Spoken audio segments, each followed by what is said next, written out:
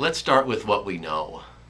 God is light, and in him there is no darkness at all.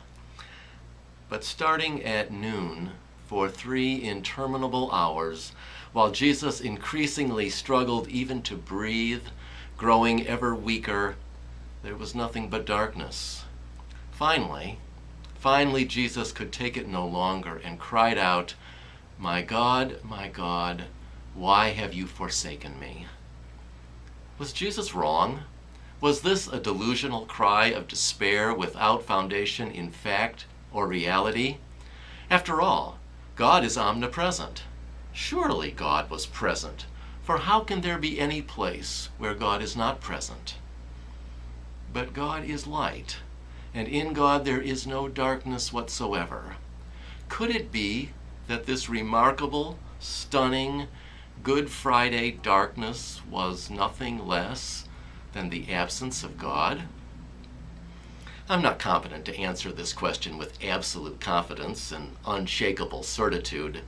After all, a part of me thinks it's absurd to posit any place where God is not. But another part of me imagines the broken heart of God at the events of this particular Friday. A part of me tries to imagine how God the Father bore the reality of the beloved Son, God's one and only Son, slowly dying for no cause other than love.